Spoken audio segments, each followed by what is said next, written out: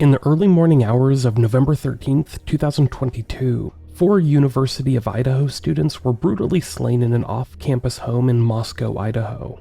The victims, 20-year-olds Ethan Chapin and Xana Kernodle, and 21-year-olds Madison Mogen and Kaylee Goncalvez, were found stabbed to death in their beds. Each had sustained multiple stab wounds inflicted with a pretty large knife, according to the Latah County coroner. 2 other roommates in the house survived. One reported hearing cries and, upon opening her door, seeing a masked man clad in black walk past her and exit the home at around 4 a.m. There was no sign of forced entry. The shocking crime scene, a quiet college townhouse turned grisly murder site, left the community in fear and garnered national attention. For weeks, authorities had no named suspect. Investigators worked around the clock, tracing every lead they could find. A critical break came with surveillance footage of a white Hyundai Elantra repeatedly seen near the crime scene at the time of the murders. As the investigation intensified, forensic analysts discovered a leather knife sheath at the scene next to one of the victims' bodies. On that sheath, they recovered a single male DNA profile. Using this DNA and some old-fashioned detective work, police gradually honed in on a suspect. Bryan Kohberger, a 28-year-old PhD student studying criminology at nearby Washington State University, emerged as the prime suspect. In late December 2022, 6 weeks after the murders, a surveillance and DNA trail led law enforcement across the country to Pennsylvania, where Kohberger had driven to spend the holidays with his family. On December 30th, 2022, a SWAT team stormed a quiet residential neighborhood in Albrightsville, Pennsylvania, and arrested Bryan Kohberger at his parents' home in the early hours of the morning. He was taken into custody without incident. Investigators had secretly obtained trash from the Kohberger family residence days prior, finding DNA on discarded items that was later determined to belong to Kohberger's father. This familial DNA sample genetically matched the unknown male DNA found on the knife sheath left at the murder scene. Armed with that evidence, as well as cell phone records, vehicle sightings, and other clues detailed in a lengthy probable cause affidavit, authorities were confident they had their suspect. Bryan Kohberger, who had no prior connection to the victims, was promptly extradited back to Idaho to face charges. In early January 2023, Kohberger was formally charged in Latah County with 4 counts of first-degree murder, 1 for each victim, and 1 count of burglary for the alleged break-in at the home. A magistrate judge ordered Kohberger held without bail, given the severity of the charges and the strength of the preliminary evidence tying him to the crime. The case then moved quickly. Originally, a public preliminary hearing was scheduled for late June of that year, where prosecutors would have had to present evidence to a magistrate to establish probable cause. But instead, prosecutors took the case to a secret grand jury. In May, the grand jury returned an indictment charging Kohberger on all counts, eliminating the need for a preliminary hearing. Kohberger was arraigned on the indictment in Latah County District Court on May 22, 2023. In a brief but dramatic arraignment, Kohberger stood silent. He refused to enter any plea of guilty or not guilty on the charges. In response, Judge John C. Judge, great name by the way, entered pleas of not guilty on his behalf, as required by Idaho law. The judge then set an initial trial date of October 2, 2023 to comply with Kohberger's rights to a speedy trial. At that point, Kohberger faced the possibility of the death penalty if convicted. A prospect soon confirmed when Latah County prosecutor Bill Thompson announced in June 2023 that the state would seek the death penalty against Kohberger. The indictment and not guilty pleas marked the beginning of what was expected to be a long, complex legal journey toward a capital murder trial. Almost immediately after Bryan Kohberger's arrest, the court imposed an unusually broad gag order on the case, prohibiting attorneys, law enforcement, and others involved in the case from speaking publicly about the details of the investigation or the legal proceedings. The purpose of this was to ensure Kohberger's right to a fair trial by reducing the influence of pretrial publicity, of which there was already a lot. As a result, much of the information about the case was kept behind closed doors, with the media only able to report on what had been disclosed in official court filings or via courtroom testimony. As you can imagine though, the media did not remain silent. A coalition of nearly 30 news organizations filed a petition against the gag order, arguing that it infringed on First Amendment rights and the public's right to be informed about the case. In April 2023, the Idaho Supreme Court rejected the petition, holding that the media should have first sought relief in the lower court. This left the gag order in place, and for much of 2023, public knowledge of the case was severely restricted. However, the battle between the media and the court continued, as the issue of pre-trial publicity remained contentious. Despite the legal constraints, the media coalition pressed on, attempting to challenge the gag order even further. In June, a motion was filed to loosen the restrictions, particularly for the victims' families who felt silenced. Judge John C. Judge, again I can't get over how awesome of a name that is, presiding over the case at the time, ruled to keep the gag order largely intact, emphasizing the importance of protecting the jury pool's impartiality. This ruling meant that much of the case remained hidden from public view, even as the court proceedings advanced toward trial. One of the most critical pieces of evidence in the case against Bryan Kohberger was the DNA found on the leather sheath left at the crime scene. Forensic investigators were able to link the DNA on the sheath to Kohberger through genetic genealogy, a cutting-edge method that has been increasingly used in criminal investigations. This technique allowed authorities to trace Kohberger's familial connections, ultimately leading them to his location in Pennsylvania. The DNA match was the linchpin that tied Kohberger to the murders, and the subsequent surveillance and investigation sealed his fate as the prime suspect. The defense, however, immediately challenged the DNA evidence. In pretrial motions, Kohberger's attorneys argued that the use of genetic genealogy to identify him was a violation of his constitutional rights, as this method was essentially an invasive search without a warrant. They also raised concerns about the integrity of the evidence, suggesting that the DNA could have been planted or contaminated during the investigation. This argument was vigorously contested by the prosecution, which maintained that the evidence was legally obtained and was directly linked to Kohberger through a series of meticulously documented steps. In January 2025, a multi-day suppression hearing was held, where both sides presented expert testimony. Judge Stephen Hippler, who took over the case after the venue was moved to Idaho's Ada County, ruled that the DNA evidence would be admissible. He determined that Kohberger had no reasonable expectation of privacy over the DNA left at the crime scene, and that the use of genetic genealogy was legal under Idaho law. This ruling was a significant victory for the prosecution, as the DNA evidence was one of the strongest links connecting Kohberger to the murders and the crime scene. The defense continued to challenge the evidence and attempt to undermine the prosecution's case. They sought to dismiss the indictment on the grounds that the grand jury had been improperly instructed. This motion was quickly denied by Judge Judge, who noted that Idaho law was clear on the standards for an indictment. The defense also filed several motions to limit the media coverage of Kohberger's case, arguing that the constant publicity was prejudicing potential juries. However, the judge allowed cameras in the courtroom, albeit with stricter controls to prevent further bias. As the legal proceedings continued, the defense hinted at an alibi for Bryan Kohberger, suggesting that they had evidence that he was not at the crime scene at the time of the murders. However, they did not specify what that evidence was. This raised questions about the defense's strategy. Would they try and claim that Kohberger was innocent, or would they focus on creating reasonable doubt by pointing to other potential suspects? The defense also filed a motion to challenge the death penalty, arguing that Kohberger's constitutional rights had been violated during the investigation.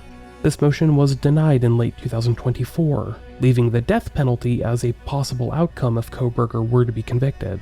Despite these setbacks, the defense's focus remained on avoiding the death penalty. As the trial date grew ever closer, Kohberger's attorneys sought to delay the proceedings, and by the fall of 2024, the trial was postponed to the summer of 2025. This delay gave both sides additional time to prepare for what was still expected to be a lengthy and complex trial.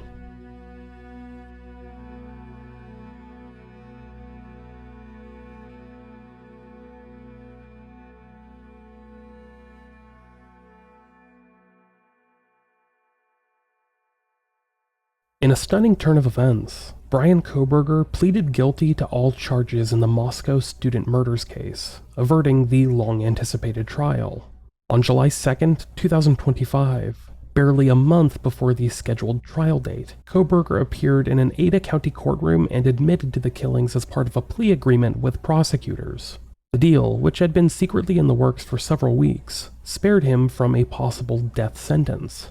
In exchange for his guilty pleas to 4 counts of first-degree murder and 1 count of burglary, the state of Idaho agreed not to pursue the death penalty, instead recommending that Kohberger receive multiple life sentences without the possibility of parole. Kohberger, now 30 years old, spoke in court to affirm his understanding to the agreement. When Judge Hippler asked him, "Are you pleading guilty because you are guilty?" Kohberger replied, "Yes." He went on to answer yes repeatedly as the judge read each victim's name and asked if he had murdered that person. Observers in the courtroom described an emotional scene. Family members of the slain students sobbed as Kohberger calmly acknowledged his responsibility for each life that he took. The plea hearing shed new light on the prosecution's case, as prosecutors outlined for the record the evidence they would have presented at trial. Some of that evidence had been known from prior affidavits, but additional details began to emerge. Prosecutors stated that if the case had gone to trial, they would have introduced the DNA evidence linking Kohberger to the K-bar knife sheath left next to Madison Mogen and Kaylee Goncalvez, including the fact that Kohberger had purchased the same model of knife and sheath on Amazon prior to the murders. The murder weapon itself was never recovered, but the sheath DNA was as damning as any fingerprint. They would have shown surveillance footage of Kohberger's white Hyundai Elantra making passes by the King Road house that night, and presented cell phone tower data indicating that Kohberger's phone was in the vicinity of the victim's home at around the time of the murders, as well as evidence that the phone had been turned off during the likely window of the crime, suggesting an attempt to avoid detection. To support the DNA match, the state had assembled what seemed to be a powerful circumstantial case. They had Kohberger's car, his phone, and online activity pointing toward his involvement, although no one could still speak to an exact motive. Kohberger's guilty plea was accompanied by a brief statement of his own actions. In court, he admitted that he entered the victim's residence at around 4 a.m. on November 13, 2022, with the intent to kill. This appears to be the extent of his confession. Notably, the plea deal did not require Kohberger to explain why he committed the murders, and he offered no further insight into his motives. Even in confessing, Kohberger remained vague about the most haunting question: what would drive a criminology student with no known personal connection to these students to slaughter them in cold blood?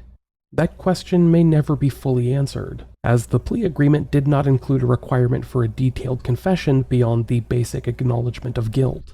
Under the terms of the plea, Kohberger faces a sentence of 4 consecutive life terms, 1 for each victim, as well as an additional fixed term for the burglary charge. He will have no possibility of parole, effectively guaranteeing that he will spend the rest of his days in prison. And as part of the deal, Bryan Kohberger waived any right to appeal his convictions or sentences.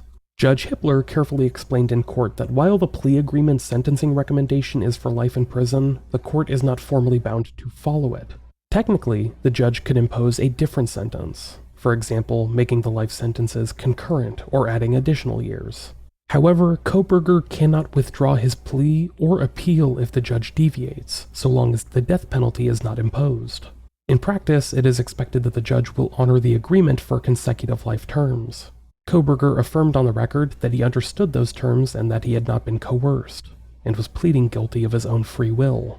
The plea deal apparently came together quietly behind the scenes. According to a letter later shared by one victim's father, the defense approached prosecutors to request a deal, and after negotiation, Kohberger agreed to plead guilty and forego any future appeals. Some legal experts were surprised the state would settle, given the considerable evidence in their favor. One veteran capital defense attorney told CBS News that she was mystified that prosecutors agreed to take death off the table only a month before trial, speculating that perhaps the state had some concern, or simply decided to spare the victims' families the ordeal of a trial and decades of appeals. Prosecutor Bill Thompson has not made a public statement due to the gag order, but in court filings, the state acknowledged that avoiding years of uncertainty and securing guaranteed life sentences for the defendant could be seen as a just outcome. The victims' families, who were consulted via the prosecutor's office, gave their reluctant blessing to the deal, according to reports. Though some family members clearly wanted to pursue the death penalty, they also understood that accepting a plea would bring swift and certain justice, and spare them from reliving the gruesome details at trial and the likely appeals. Indeed, as one legal commenter noted, they're getting a conviction right away, and the absolute guarantee of life behind bars without parole, potentially saving the family's decades of anguish. With the guilty plea entered, the focus now turns to the sentencing phase. Judge Hippler scheduled a sentencing hearing for July 23, 2025 in Ada County Court. That proceeding is expected to last only one day. It will give the slain students' families and loved ones an opportunity to deliver victim impact statements in open court, their first chance to directly address Bryan Kohberger and the court about the pain and loss that he caused.